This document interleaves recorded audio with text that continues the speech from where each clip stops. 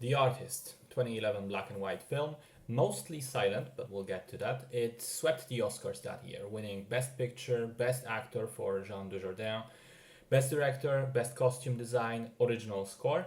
Was also nominated for Supporting Actress for Berenice Bejo, Original Screenplay, Cinematography, Editing, and Art Direction. And I think it deserved a lot of those awards because it almost feels like a time machine to the early era of Hollywood. The film opens with this silent black and white sequence, and you think to yourself, okay, so it's that kind of stylized movie all the way through. Then it pulls back to reveal that what we're seeing is actually the premiere of that silent film happening in a Hollywood movie theater. Band plays the music live, the audience is watching with interest, and behind the screen there's the cast and the producers. And then you think to yourself, okay, so it was actually a misdirection, and only the film within the film is silent, but now we're going to actually get sound. And then the premiere ends, and they go out to the stage to do the speeches and thanks and all that stuff.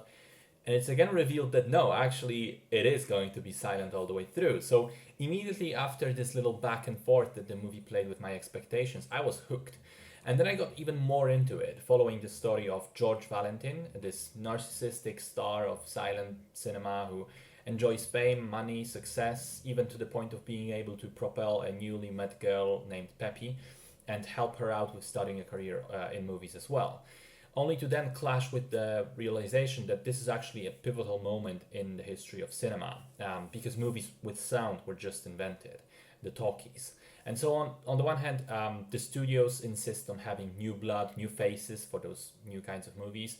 And on the other, Valentin himself is hopelessly stubborn and set in his ways. He insists that there's still a place for his silent films. He still wants to do them, even if it's on his own. And so we kind of watch this twilight of his career, but also the twilight of a certain art form, which were the silent movies themselves. As we're also watching, kind of in the background a little bit, how Pepe rises to fame in his place, how the person he once helped just become someone is now the superstar that he once was. So as I said, right from the get-go, I was hooked. I really like stylized movies, and this is certainly one of them. It pays homage to the silent era of Hollywood, but it being itself a very good representative of that, maybe not exactly period, but genre will be more accurate. The actors are very expressive with their faces and posture, as they have to be. The camera setup and movements are limited to what was available at the time. So, for example, there are no shots which involve zooming in or out. The costumes and sets look like taken out of the old Hollywood directly, and in some particular cases they really are. The two leads have a certain air around them, certain charisma, like many of the stars of the 1920s did. They just have this certain look that says movie star, glamour, elegance, that sort of thing. There's even a dog actor in the film. He's a very good boy. But the movie also uses a couple of really inventive tricks, the most notable being probably the two inclusions of sound. One happens early on in the film, the other one in the ending. And both are really well executed and fitting for the movie's story, while also being quite unexpected in this world of silence that the movie has gotten us used to. I do think it's imperfect though. After the first half of the film, it does kind of lose its steam. I thought it starts off amazingly with great pacing and a really clear idea of where it's going, but then in the second half, things kind of slow down a little bit. I just thought the movie loses its focus for a moment.